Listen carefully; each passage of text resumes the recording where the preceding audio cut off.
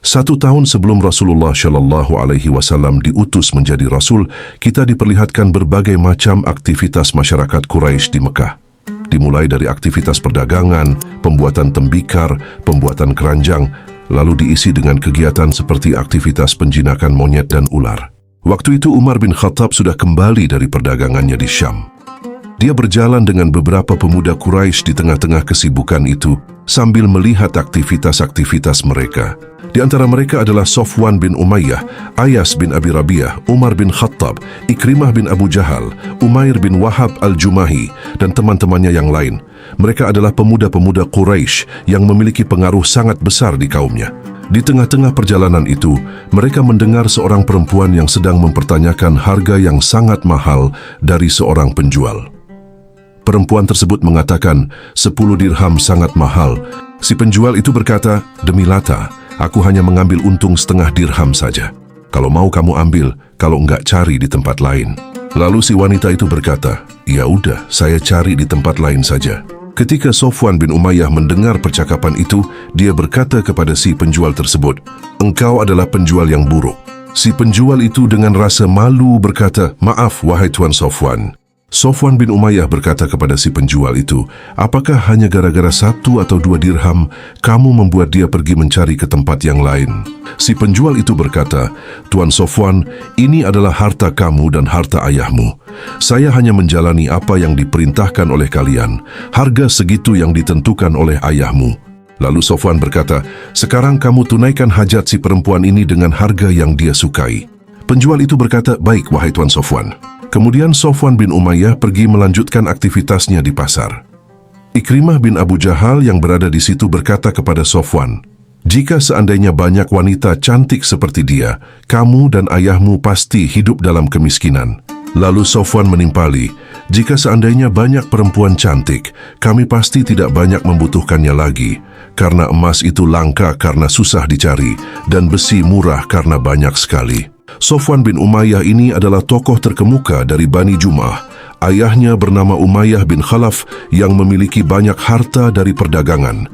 Dialah yang mengelola perdagangan Quraisy di Syam dan Yaman. Sofwan mewarisi semua kekayaan itu dari ayahnya, maka tak mengherankan jika dia sangat dihormati di pasar-pasar Arab ketika itu. Demikianlah kehidupan orang-orang Quraisy, penuh dengan kesibukan dan gemerlapnya. Yang kaya menindas yang miskin tunduk kepada yang kaya.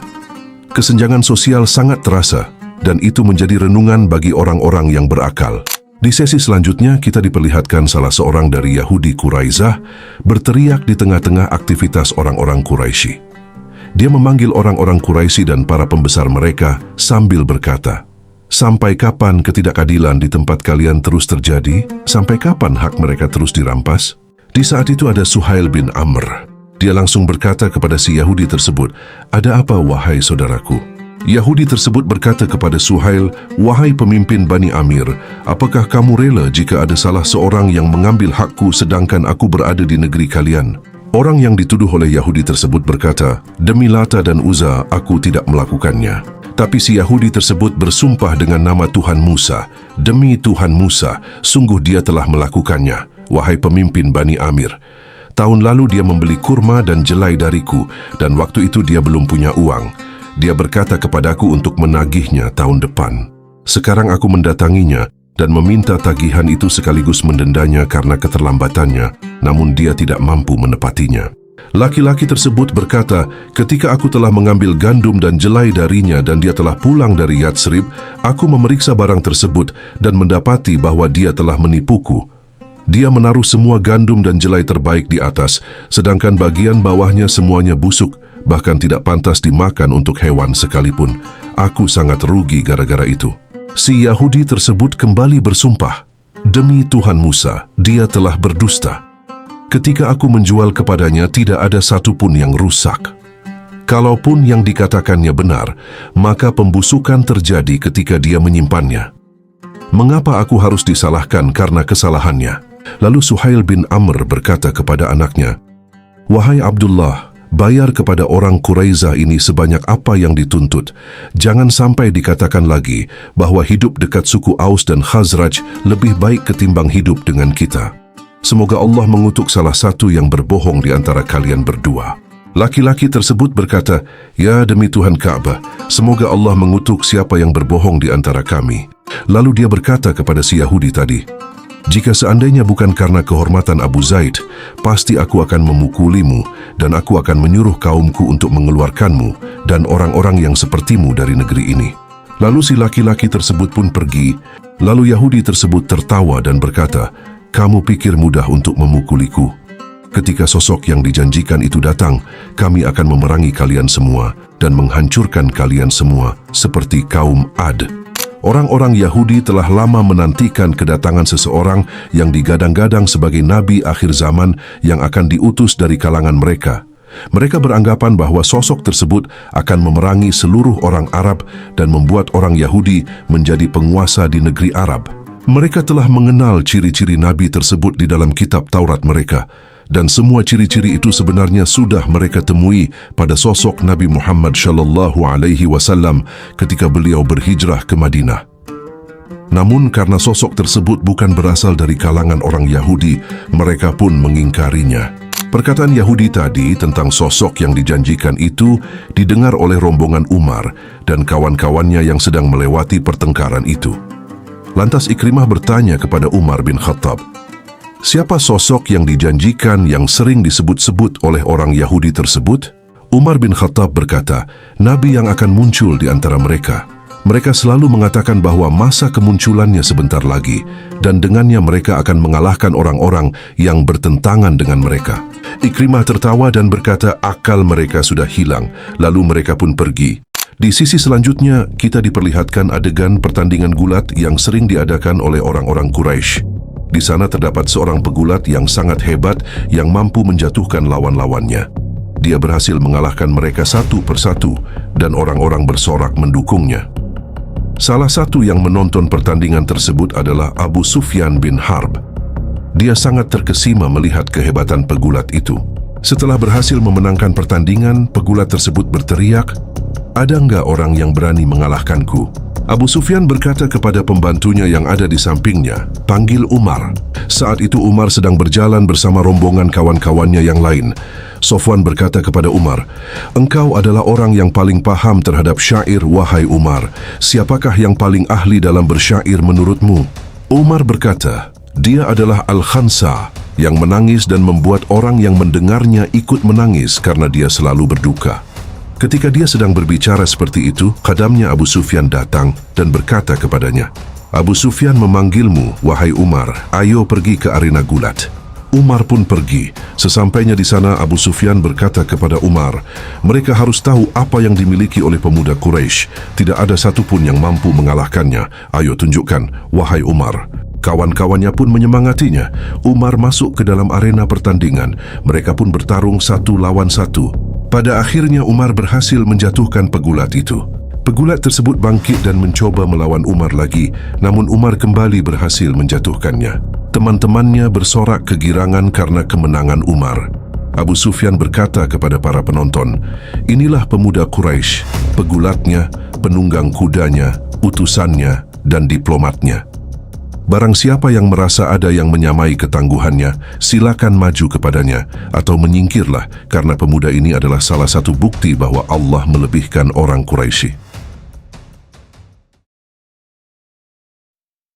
Di sesi selanjutnya kita melihat seorang laki-laki yang duduk sambil merenungkan betapa gemerlapnya dunia orang Arab dan betapa jauhnya mereka dari nilai-nilai agama. Dia adalah Zaid bin Amr bin Nufail. Sambil menatap Ka'bah dari kejauhan, dia berkata, "Wahai Tuhan Ibrahim, ini adalah rumahmu yang engkau muliakan. Sucikanlah ia dari kotoran dan dari apa yang telah diperbuat manusia terhadapnya." Zaid bin Amr bin Nufail adalah salah satu dari 4 orang yang benar-benar meninggalkan kebiasaan kaumnya sebelum masa kenabian. Mereka tidak menyembah patung, tidak memakan bangkai, dan tidak melakukan berbagai perbuatan yang menyimpang dari agama Nabi Ibrahim yang lurus. Keempat orang itu adalah Waraqah bin Naufal, Utsman bin Al-Huwairits, Ubaidullah bin Jahshi, dan Zaid bin Amr. Dalam sebuah riwayat, Ibnu Ishaq menyebutkan bahwa keempat orang tersebut pernah berkumpul di suatu tempat lalu membicarakan tentang kesesatan kaumnya. Mereka pun bersepakat untuk mencari agama Nabi Ibrahim yang lurus karena mereka yakin bahwa apa yang diperbuat oleh orang-orang Quraisy dan orang Arab adalah perbuatan yang menyesatkan. Maka berangkatlah Waraqah bin Naufal. Waraqah bin Naufal pergi untuk mencari ilmu. Ia masuk agama Kristen dan mempelajari kitab-kitab umat Nasrani. Sementara itu, Ubaidullah bin Jahsy menetap di Makkah dan tetap berpegang teguh pada agama Nabi Ibrahim hingga masa kenabian. Ia turut hijrah bersama kaum muslimin ke Habasyah. Namun ketika tiba di Habasyah, ia masuk agama Kristen dan keluar dari agama Islam, lalu meninggal dalam keadaan murtad. Sedangkan Utsman bin Al-Huwairits datang menemui Kaisar Romawi, kemudian masuk agama Nasrani dan memperoleh kedudukan terhormat di sisinya. Adapun Zaid bin Amr bin Nufail, ia tidak memeluk agama Yahudi dan tidak pula memeluk agama Nasrani. Ia meninggalkan agama kaumnya, menjauhi patung-patung, bangkai, darah, hewan yang disembelih untuk patung-patung, dan melarang mengubur anak perempuan hidup-hidup. Ia berkata, "Aku menyembah Tuhan Ibrahim." Ia menentang kaumnya secara terang-terangan dan mengkritik mereka. Rasulullah SAW bersabda tentangnya, "Sungguh, dia akan dibangkitkan sendirian sebagai satu umat." Hadis riwayat Hakim. Ibnu Ishaq berkata bahwa suatu hari Zaid tiba di Ka'bah. Ia masuk ke dalam masjid lalu berkata, "Ya Allah, aku sambut seruanmu dengan sepenuh jiwa sebagai ibadah dan kerendahan untukmu. Aku berlindung dengan apa yang Ibrahim berlindung diri dengannya." Lalu ia berkata, "Ya Allah, hidupku ini kuserahkan untukmu. Walau kau membeniku, tetap tak ada keluh dariku. Kebaikanlah yang kucari, bukannya seseorang. Tidaklah sama yang keluar di terik siang dengan yang tidur di siang bolong." Tak lama kemudian Al-Khattab, ayahnya Umar bin Khattab, datang menganiaya Zaid bin Amr. Dia membuangnya ke Mekah atas dan menyerahkannya kepada orang-orang bodoh. Al-Khattab berkata kepada mereka, "Janganlah kalian biarkan dia memasuki Mekah." Zaid bin Amr pun tidak memasuki Mekah kecuali secara sembunyi-sembunyi. Ketika orang-orang Quraisy mengetahui bahwa Zaid memasuki Mekah, mereka melaporkannya kepada Al-Khattab. Mereka mengusir dan mengeroyoknya karena khawatir ia akan merusak agama mereka dan tindakannya meninggalkan agama kaumnya akan diikuti orang lain. Setelah itu Zaid pergi menelusuri agama Ibrahim dan bertanya kepada para pendeta Yahudi dan pendeta Kristen. Ia melintasi Al-Maushil dan Jazirah Arab. Ia tak kenal lelah berjalan menyusuri wilayah Syam hingga bertemu seorang pendeta di bukit wilayah Al-Balqa. Pendeta itu adalah rujukan para pemeluk agama Nasrani karena ilmunya. Zaid bertanya tentang agama Ibrahim. Pendeta itu berkata, "Engkau mencari agama yang belum muncul di zaman ini, tetapi ketahuilah, telah dekat zaman kemunculan Nabi yang berasal dari negerimu. Ia diutus membawa agama Ibrahim. Kembalilah ke negerimu, karena Nabi itu telah diutus dan sekarang masa kemunculannya." Setelah mendengar perkataan itu, Zaid segera bergegas pulang ke Mekah. Namun ketika tiba di pertengahan negeri-negeri Lakem, penduduk setempat menzaliminya lalu membunuhnya. Ketika Waraqah bin Naufal mendengar berita kematiannya, ia menangis lalu berkata, "Wahai anak Amr, kau telah dapatkan mahligai petunjuk dan nikmat. Engkau jauh dari bara api neraka dan terlindung darinya. Karena kau bersujud pada Tuhan yang tiada Tuhan selain Dia. Karena engkau tinggalkan patung-patung taghut yang tidak bisa berbuat apa-apa, kau telah dapatkan agama yang selama ini engkau cari. Engkau tidak pernah lalai mengesahkan Tuhanmu. Kini kau berada di negeri akhirat yang mulia. Di dalamnya kau bersuka cita dengan kenikmatan. Engkau berjumpa dengan kekasih Allah Ibrahim. Tidaklah kau termasuk manusia sombong penghuni neraka. Kadangkala rahmat Allah itu mengalir pada manusia, walaupun dia telah berada 70 lembah di bawah bumi." Kemudian kita diperlihatkan seorang anak kecil yang berlari pada malam hari karena telah mendengar ayat pertama yang turun kepada Nabi Muhammad, yaitu, "Iqra, bacalah dengan nama Tuhanmu yang menciptakan manusia dari segumpal darah. Bacalah dan Tuhanmu yang maha mulia, yang mengajarkan dengan pena dan mengajarkan manusia apa yang tidak diketahuinya." Anak kecil itu menemui seorang kakek tua, yaitu Waraqah bin Naufal, sahabat Zaid bin Amr. Waraqah telah lama mempelajari kitab-kitab dan mengetahui ciri-ciri kenabian pada Nabi Muhammad SAW. Anak kecil itu berkata kepada Waraqah, "Selamat malam, wahai pamanku." Saat itu Waraqah sudah tidak bisa melihat. Ia berkata, "Bukankah engkau anaknya Abu Thalib?" Ali berkata, "Iya benar." Waraqah berkata, "Pasti engkau datang pada waktu seperti ini karena ada urusan yang sangat besar." Mereka pun pergi ke rumah Nabi Muhammad sallallahu alaihi wasallam dan mendengarkan langsung ayat-ayat tersebut. Setelah mendengar langsung dari Nabi Muhammad dan kisahnya ketika berada di Gua Hira, Waraqah berkata, "Sungguh benarlah firman Allah, jika engkau membenarkan aku, wahai anak saudaraku, maka yang mendatangimu di Gua Hira itu adalah Namus yang juga datang kepada Musa bin Imran. Seandainya aku masih hidup ketika kaummu mengeluarkanmu dari negerimu, karena tidak ada seorang pun yang datang dengan apa yang kau bawa, melainkan pasti akan dimusuhi. Jika aku mendapati masamu itu, aku akan menolongmu dengan sekuat tenagaku." Ketika Waraqah keluar dari rumah, dia berkata kepada Ali agar selalu membersamai sepupunya karena sesungguhnya dia membawa sebuah kebenaran. Tak lama berselang, kemudian ayat kedua pun turun, yaitu surah Al-Muddassir yang memerintahkan Rasulullah untuk memberikan peringatan kepada manusia. Di sinilah kita akan melihat dakwah Rasulullah sallallahu alaihi wasallam dimulai, awal dari munculnya nur cahaya yang telah lama tertutup oleh kegelapan jahiliyah. Namun Rasulullah sallallahu alaihi wasallam memilih untuk memulai dakwahnya kepada orang-orang terdekatnya, yaitu istrinya Khadijah binti Khuwailid, Ali bin Abi Thalib dan sahabat terdekatnya Abu Bakar As-Siddiq. Kemudian kita diperlihatkan sosok Abu Bakar As-Siddiq yang sedang berjalan di tengah-tengah aktivitas orang-orang Quraisy. Di sana dia bertemu dengan Abu Jahal yang nama aslinya adalah Amr bin Hisham. Dia berkata kepada Abu Bakar, "Selamat pagi, wahai Abu Bakar. Kau tidak ke Darun Nadwah bersama kami sudah lama tidak melihat engkau." Abu Bakar menjawab, "Tidak apa-apa, aku sedang sibuk dan kalian mungkin tidak perlu kepadaku." Lalu Abu Bakar pun pergi meninggalkan mereka. Abu Jahal berkata kepada para pemuka Quraisy yang ada di sampingnya, "Ada apa dengan Abu Bakar? Dia sudah jarang muncul di perkumpulan kita. Pasti dia sedang sibuk dengan sesuatu yang serius sampai harus merahasiakannya. Padahal sebelumnya dia orang yang suka bergaul dengan kita." Abu Jahal yang nama aslinya Amr bin Hisham oleh orang-orang Quraisy dipanggil Abul Hakam, yaitu bapaknya kebijaksanaan, karena dia dianggap paling cepat berpikir dan pendapatnya paling didengar. Namun ketika dia mendengar dakwah Nabi Muhammad sallallahu alaihi wasallam, dia tidak mampu menggunakan kebijaksanaannya untuk memahami Islam. Karena sejatinya Amr bin Hisham berasal dari Bani Makhzum, sedangkan Nabi Muhammad sallallahu alaihi wasallam berasal dari Bani Hashim. Rivalitas antara Bani Makhzum dan Bani Hashim sudah lama terjadi. Amr bin Hisham tidak mau jika ada Nabi yang diutus dari Bani Hashim. Itulah yang membuatnya enggan mengikuti Nabi Muhammad, sehingga dia kemudian dikenal sebagai Abu Jahal, bapaknya kebodohan. Kemudian kita diperlihatkan Abu Jahal bertemu dengan Umar bin Khattab. Dia memanggil, "Hai Umar, bagaimana kabarmu, wahai Umar?" Umar menjawab, "Saya baik-baik saja selama paman saya juga baik-baik." Abu Jahal berkata, "Kalau begitu datanglah bersama kami ke Darun Nadwah. Apakah kamu sibuk?" Umar berkata, "Aku tidak sibuk karena aku lebih mementingkan urusan kaumku.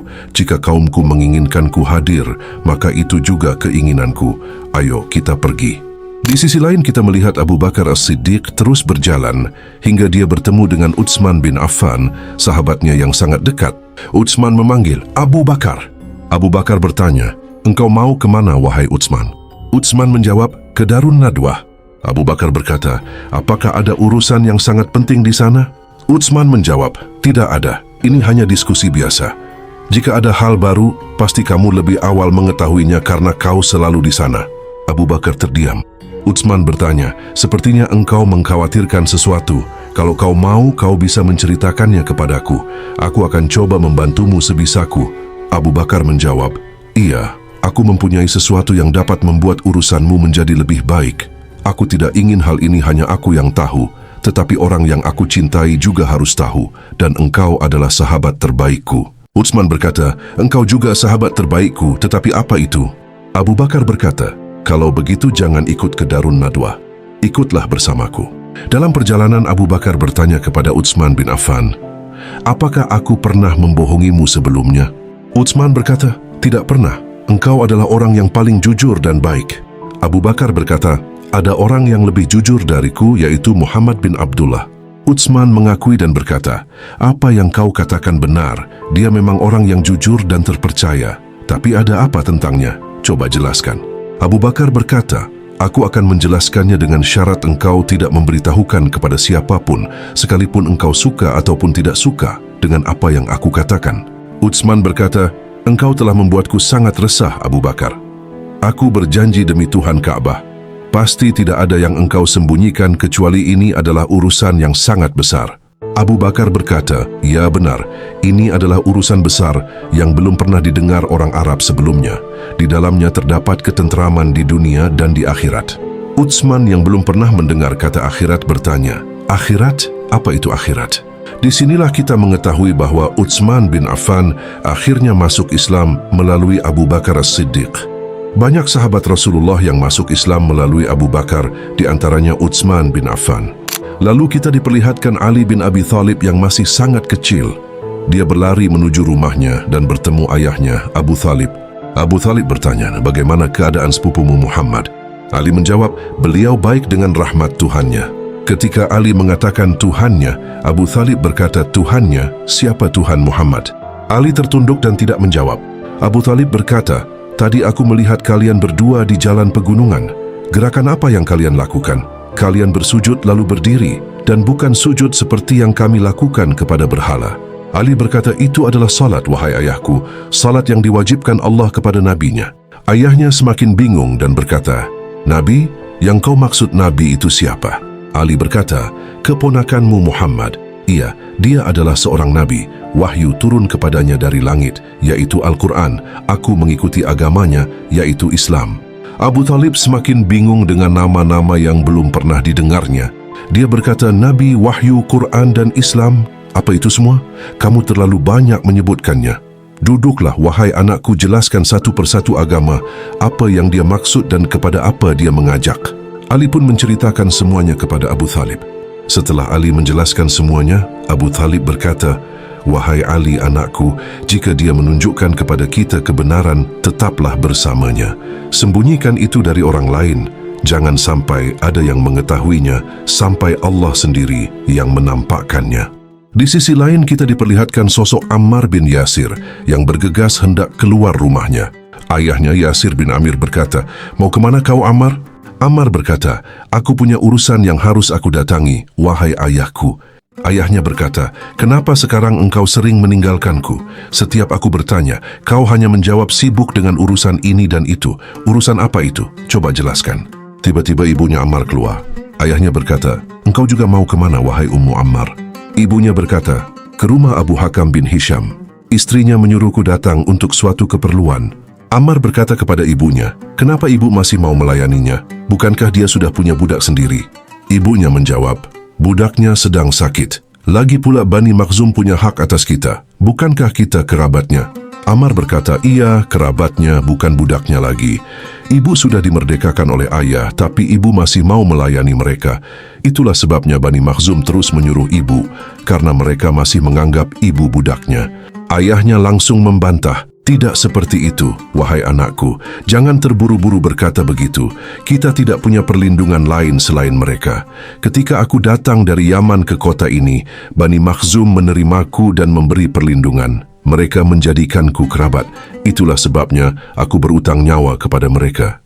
Ammar pun pergi sambil berkata, "Tidak ada yang memiliki nyawa selain penciptanya." Kedua orang tuanya berkata, "Apa yang telah dia katakan?" Kemudian kita diperlihatkan perkumpulan Bani Makhzum di rumah Abu Jahal. Saat itu Umar bin Khattab datang dan duduk bersama mereka. Abu Jahal bertanya, "Kamu datang untuk mengunjungi pamanmu atau ada maksud lain?" Umar berkata, "Untuk maksud yang pertama dan juga yang kedua." Abu Jahal berkata, "Kalau kau berkunjung, kami sudah tahu, tapi kabar apa yang kau bawa?" Umar berkata, "Terkait isu yang kita dengar dan tidak kita sukai, pasti pamanku Abul Hakam mengetahuinya." Abu Jahal mengangguk, "Yang kau maksud Muhammad?" Umar mengangguk. Abu Jahal berkata, "Jika kabar itu benar, kita tidak punya bukti untuk menahannya sampai dia sendiri menunjukkannya di hadapan publik. Kita tidak tahu tujuannya, atau mungkin ini hanya provokasi untuk mengumpulkan kekuatan lalu melawan kita." Umar berkata, menurutku Muhammad menyebarkan agamanya secara rahasia dan hanya mendekati orang yang bisa dipercaya. Abu Jahal berkata, kalau begitu kenapa dia tidak memulainya dari para petinggi Quraisy? Pasti dia sudah tahu apa yang akan dia dapatkan dari kita. Demi Lata, kita tidak akan menerima apapun darinya. Tiba-tiba Al-Walid bin Walid, saudara Khalid bin Walid berkata, engkau tidak akan menerima apapun darinya walaupun belum mendengarkannya. Abu Jahal berdiri marah, kita tidak perlu mendengarkannya. Apa yang kita dengar sekarang saja sudah cukup untuk kita bantah. Cukup keburukan mereka yang memisahkan diri dari agama nenek moyang kita, padahal seluruh Arab tunduk pada agama itu. Dia melanjutkan, jika dia mengaku nabi, pasti dia akan berkata, ikutilah aku dan patuhilah aku jika kalian ingin patuh kepada Tuhan. Bagaimana mungkin kita menerima seseorang dari Bani Hashim memimpin kita, sedangkan kita bersaing dengan mereka dalam kemuliaan dan kepemimpinan? Kemudian ibunya Ammar masuk membawa minuman. Abu Jahal menyindir, dan orang ini apakah dia juga bagian dari manusia yang dimaksud Muhammad? Abu Jahal berkata kepadanya, apakah kamu manusia, wahai Sumayyah? Sumayyah menjawab dengan gugup, iya benar. Maksudku, aku tidak tahu apa yang engkau inginkan dariku, wahai tuanku. Abu Jahal tertawa, perempuan ini bijaksana, coba jawab, apakah kamu manusia? Sumayyah berkata, benar wahai tuan, aku manusia. Abu Jahal berkata, bagus. Lalu kami ini apa? Sumayyah menjawab, kalian juga manusia wahai tuanku. Abu Jahal marah, apakah berarti kami sama dengan kamu? Sumayyah berkata ketakutan, akan tetapi manusia memiliki derajat masing-masing wahai tuan. Kami hanyalah pengikut dan pelayan tuan. Abu Jahal tertawa, bukankah sudah kubilang Sumayyah ini wanita yang cerdas dan bijaksana? Sepupu kami Abu Hudzaifah telah melakukan hal yang tepat dengan membebaskannya dan menikahkannya dengan Yasir Al-Ansi. Sambil memegang gelasnya, dia berkata kepada Al-Walid, haruskah Muhammad menyuruh manusia mengikuti agamanya, padahal dia hanya ingin mereka menaati dirinya dengan simbol kenabian? Demi Lata, kita tidak akan mengikutinya selama-lamanya. Demikianlah orang-orang Quraisy termasuk Bani Makhzum sangat menolak dakwah Nabi Muhammad. Namun pada fase ini, mereka belum merasa terancam sehingga mereka hanya menyatakan penolakan terhadap agama yang dibawa oleh Nabi Muhammad. Namun seiring waktu, keadaan berubah. Awalnya dakwah Nabi Muhammad hanya dilakukan secara sembunyi-sembunyi dari rumah ke rumah. Tetapi akhirnya tersebar luas dan menjadi pembicaraan banyak orang, bahkan sampai pada penghinaan terhadap agama nenek moyang mereka.